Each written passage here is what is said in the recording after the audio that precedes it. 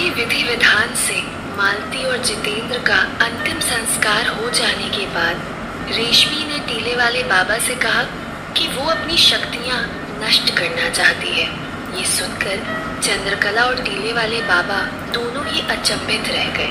वहीं कटीली के पैरों तले जमीन खिसक गई। इसके पीछे का कारण जानने के लिए टीले वाले बाबा ने रेशमी से पूछा, रेशमी, तुम्हें जो शक्तियां प्राप्त हैं, वो शक्तियां कई सालों की तपस्या और बड़ी मेहनत से प्राप्त होती हैं। तो ऐसी शक्तियों को तुम नष्ट क्यों करना चाहती हो? जवाब देते हुए रेशमी ने कहा, बाबा, जब से पैदा हुई हूँ तब से बस इस बदले की आग में ही जली हूँ। पहले मुझे लगता था कि यामिनी से सिर्फ मुझे ही बदला लेना है, लेकिन यहाँ आने के बाद मुझे पता चला कि यामिनी ने बहुत लोगों का नुकसान किया हुआ है। तो चंद्रकला दीदी और राघव मालिक आज नहीं तो कल यामिनी से अपना और मेरा बदला पूरा कर ही लेंगे। लेकिन मैं अब इस बदले की आग में और नहीं जलना चाहती। मुझे नानी के साथ रहकर एक साधारण जीवन जीना है। रेशमी की बातें सुनने के बाद भी टीले वाले बाबा पूरी तरह रेशमी के पक्ष में नहीं थे। उन्होंने रेशमी से कहा, रेशमी, जो तुम करना चाहती हो वो बहुत बड़ा कदम है, इसीलिए तुम एक बार फिर से सोच लो इस बारे में। लेकिन चंद्रकला रेशमी की दुविधा भली भांति समझ गई थी, इसीलिए रेशमी के जवाब देने से पहले चंद्रकला ने टीले वाले बाबा से कहा, नहीं बाबा, रेशमी बिल्कुल ठीक कह रही है। जितनी ज़्यादा शक्तियाँ होती हैं उतनी ही ज़्यादा जिम्मेदारियाँ भी होती हैं। इसीलिए मैं भी चाहती हूँ कि रेशमी इन जिम्मेदारियों से मुक्त हो जाए। और वैसे भी रेशमी के अंदर काली शक्तियाँ हैं। इसका एक नुकसान ये भी है कि अंगुना हमेशा रेशमी की जान के पीछे पड़ी रहेगी। इसीलिए बेहतर यही होगा कि आप रेशमी की शक्तियों को नष्ट कर दें। टीले वाले बाबा ने रेशमी और चंद्रकला की बातों पर विचार करते हुए कहा, रेशमी, तुम्हारी समस्या का एक दूसरा समाधान है मेरे पास। तुम्हारी इन शक्तियों को नष्ट करने के बजाय मैं इन्हें निष्क्रिय कर देता हूँ, जिससे ना ही तुम्हें इन शक्तियों का कभी एहसास होगा, ना ही तुम्हारी ये शक्तियाँ कोई छीन पाएगा। पर रेशमी शक्तियों को निष्क्रिय करने और नष्ट करने के फर्क को समझ नहीं पा रही थी और टीले वाले बाबा ने रेशमी की ये शंका भाप ली थी। उन्होंने रेशमी को समझाते हुए कहा, रेशमी, इन शक्तियों को निष्क्रिय करने का ये फायदा होगा कि अगर जीवन में कभी तुम्हें इन शक्तियों की आवश्यकता पड़ी तो तुम मुझसे या किसी भी सिद्ध पुरुष से इन शक्तियों को जागृत करवा सकती हो। टीले वाले बाबा की ये बात सुनकर रेशमी को काफी ज्यादा संतोष महसूस हुआ। उसने टीले वाले बाबा से कहा, ये तो बहुत अच्छी बात है बाबा, तो आप मेरी शक्तियों को निष्क्रिय ही कर दीजिए। टीले वाले बाबा ने हामी में सिर हिलाते हुए रेशमी को उसके बाएं हाथ के अंगूठे को उसकी नाभि पर रखने को कहा और दाहिने हाथ को आगे बढ़ाने को कहा। रेशमी ने वैसा ही किया। अपने बाएं हाथ के अंगूठे को नाभि पर रखा और दाहिने हाथ के अंगूठे को बाबा की तरफ बढ़ा दिया। टीले वाले बाबा ने रेशमी के दाहिने हाथ के अंगूठे को पकड़कर रेशमी को आंखें बंद करने को कहा। साथ ही साथ खुद भी आंखें बंद करके टीले वाले बाबा ने मंत्रोच्चार शुरू कर दिए। कुछ देर के मंत्रोच्चार के बाद रेशमी को खुद की नाभि पर दर्द महसूस होने लगा और दाहिने हाथ के अंगूठे पर दबाव भी महसूस होने लगा। रेशमी को ऐसा एहसास हो रहा था जैसे उसकी नाभि में से कोई ऊर्जा बाएं हाथ के अंगूठे से होते हुए दाहिने हाथ के अंगूठे की तरफ बढ़ रही थी। कटीली को ये सब देखकर गुस्सा तो बहुत आ रहा था, लेकिन वो अच्छे से जानती थी कि वो टीले वाले बाबा, चंद्रकला और रेशमी की शक्तियों के आगे कुछ पल भी नहीं टिक पाएगी। इसीलिए कटीली ने शांत रहना ही उचित समझा। वहीं टीले वाले बाबा के मन ही मन मंत्रोच्चार चल रहे थे। एकाएक रेशमी को पेट में बहुत दर्द महसूस होने लगा और कुछ देर बाद एक जोर का झटका महसूस हुआ। उस झटके के साथ ही टीले वाले बाबा के हाथ से रेशमी का अंगूठा छूट गया। बाबा ने रेशमी को अब आंखें खोलने को भी कह दिया था। रेशमी ने आंखें खोली तो रेशमी को काफी ज्यादा हल्का महसूस हो रहा था और उसके चेहरे पर एक बड़ी सी मुस्कान तैर रही थी। रेशमी अब अपने जीवन में एक नई शुरुआत करने को तैयार थी। शमशान घाट में अब सबका काम हो चुका था तो सबने वहां से अपने अपने घर जाने का निश्चय किया। टीले वाले बाबा, चंद्रकला और रेशमी तीनों चंद्रकला के घर की तरफ बढ़े और राघव हवेली की तरफ चला गया। कटीली का भी अब वहां पर रुकने का कोई औचित्य नहीं था।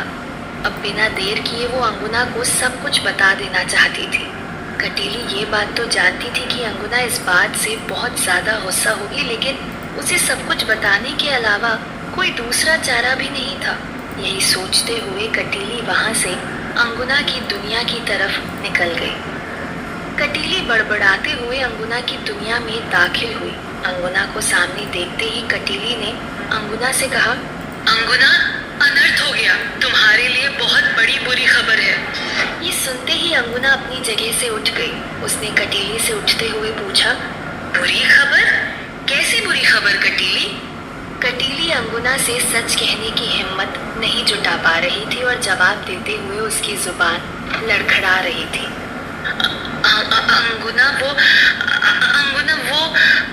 अंगुना ने गुस्से में चिल्लाते हुए कहा, क्या अंगुना अंगुना लगा रखा है कटीली? साफ साफ बताओ, बात क्या है? आखिरकार जवाब देते हुए कटीली ने कहा, अंगुना, चंद्रकला ने मालती और जितेंद्र को बहला फुसलाकर हमेशा हमेशा के लिए काली सायों की दुनिया से मुक्त कर दिया। ये सुनते ही अंगुना के होश उड़ गए। उसने चौंकते हुए कहा, नहीं नहीं कटीली, ये क्या तुम, ये संभव नहीं है, ये नहीं हो सकता। इस पर कटीली ने कहा, ये हो चुका है अंगुना, और इसके अलावा भी एक बहुत बड़ी बुरी खबर है तुम्हारे लिए। अंगुना फिर से आंखें फाड़ते हुए कटीली की तरफ देखने लगी। कटीली ने अपनी बात को जारी रखते हुए कहा, अंगुना, टीले बाबा ने मालती और जितेंद्र को मुक्त करने के साथ साथ रेशमी की सारी शक्तियों को भी निष्क्रिय कर दिया है। अब जब तक रेशमी की सारी शक्तियां फिर से जागृत नहीं हो जाती, तब तक रेशमी की शक्तियां भी हमारे कुछ काम की नहीं रह गई हैं। ये सब बातें सुनते सुनते अंगुना का गुस्सा बढ़ता जा रहा था। उसका मन तो कर रहा था कि वो अभी जाए और खत्म कर दे उस रेशमी का किस्सा हमेशा हमेशा के लिए, लेकिन अंगुना जानती थी कि वो ऐसा नहीं कर सकती, क्योंकि अगर उसने ऐसा कर दिया तो रेशमी की शक्तियों को हासिल करने का उसका सपना हमेशा,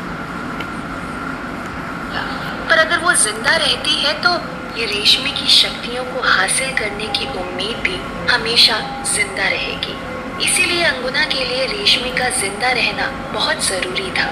अंगुना समझ गई थी कि अब उसे अपनी बेटियों को श्राप से मुक्त करवाने में थोड़ा समय और लगेगा, लेकिन एक बात अंगुना ने ठान ली थी कि अब जो भी करेगी वो खुद करेगी। कटीली को हर जगह भेजने से उसका हमेशा नुकसान ही हुआ था। अपनी बेटियों को श्राप से मुक्त कराने में अब अंगुना अपना सब कुछ झोंक देगी। अंगुना को इस तरह सोचता हुआ देख कटीली ने पूछा, क्या सोच रही हो अंगुना? अंगुना ने अपनी आंखें चमकाते हुए गुस्से में कहा, कटीली, बहुत हुआ किसी बड़े शिकार का इंतजार।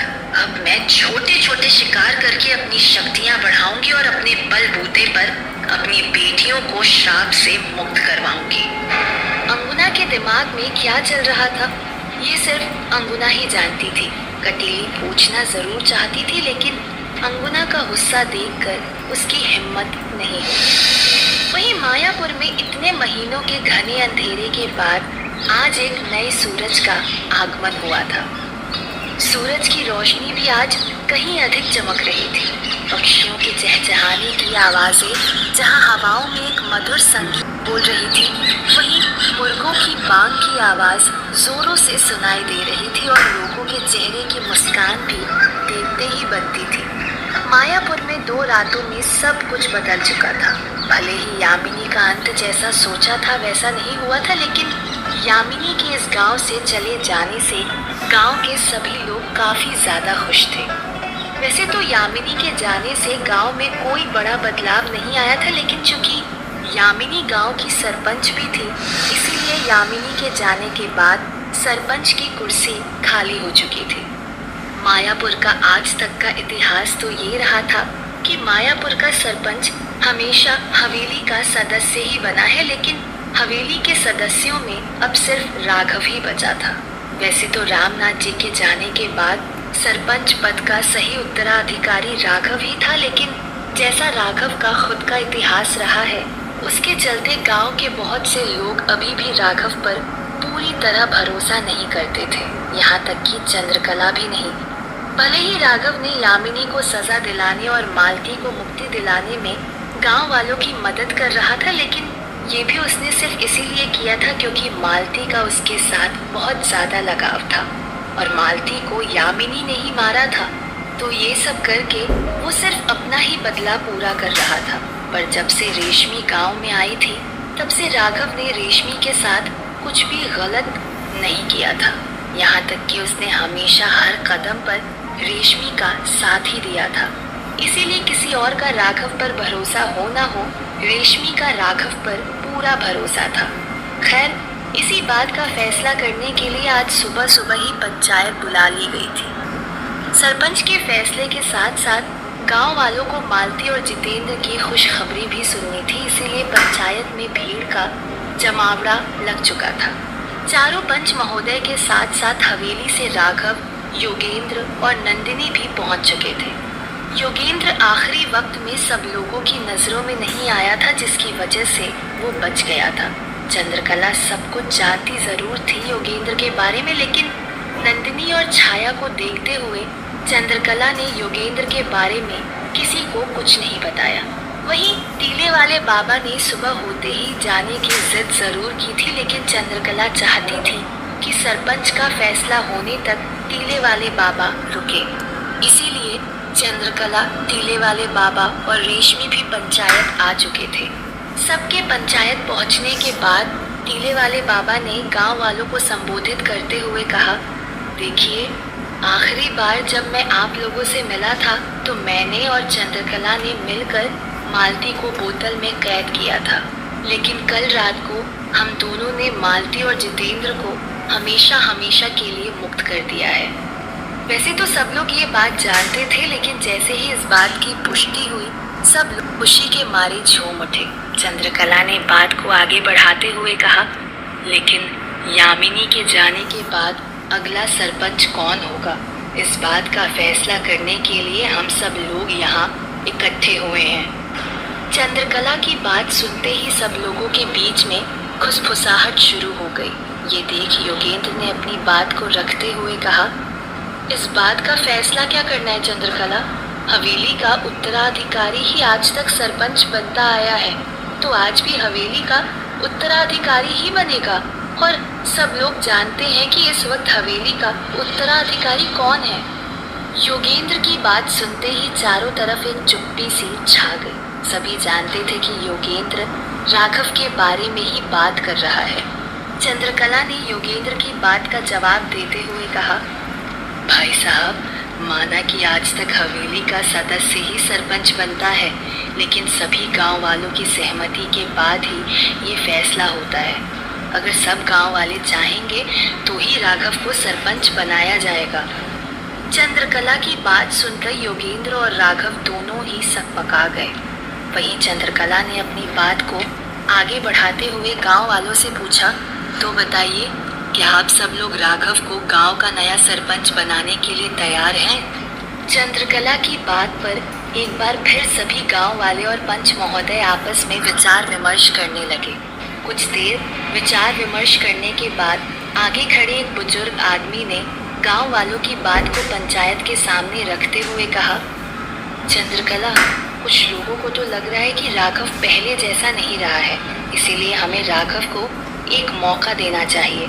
लेकिन अधिकांश लोगों को अभी भी यही लग रहा है कि चाहे राघव कितना ही सुधर गया हो, लेकिन पुराने जख्मों को भुलाया नहीं जा सकता। इसीलिए अधिकांश लोग राघव को सरपंच नहीं बनाने के पक्ष में हैं। उन चाचा की बात सुनकर चंद्रकला ने गांव वालों से कहा कि वो लोग अपना हाथ खड़ा करें जो ये चाहते हैं कि राघव मायापुर का नया सरपंच बने। जब लोगों ने हाथ खड़े किए तो सब लोग ये देखकर हैरान रह गए कि सिर्फ 15 से 20% लोग ही ये चाहते थे कि राघव मायापुर का सरपंच बने। वहीं जब चंद्रकला ने उन लोगों को हाथ खड़ा करने को कहा जो ये चाहते थे कि राघव मायापुर का सरपंच ना बने, तो करीब 80% लोगों ने अपना हाथ खड़ा किया। ये देखकर राघव को बहुत बुरा लगा कि इन गांव वालों के लिए उसने कितना कुछ किया था। इतने महीनों तक एक अच्छा इंसान बना रहा, यहाँ तक कि अपनी ही चाची के खिलाफ हो गया, और यही लोग चाहते हैं कि मैं मायापुर का सरपंच ना बनूं। राघव को इस बात से इतना ज्यादा बुरा इसीलिए भी लग रहा था क्योंकि कहीं ना कहीं यामिनी के होते हुए भी राघव हमेशा मन ही मन सरपंच बनने के सपने संजोता था। राघव के हिसाब से यामिनी के बजाय सरपंच बनने का हक उसका ज्यादा था, और आज अब जब मौका मिल रहा है तो इन गांव वालों ने मना कर दिया था। लेकिन गांव वालों के मत को देखते हुए एक बात तो तय हो गई थी कि अब राघव तो मायापुर का सरपंच नहीं बनेगा। अगर राघव सरपंच नहीं बनेगा तो आखिर कौन बनेगा मायापुर का नया सरपंच? और आखिर अंगुना ऐसा क्या करने वाली है जिसके बारे में कटीली भी अंदेशा नहीं लगा पा रही है।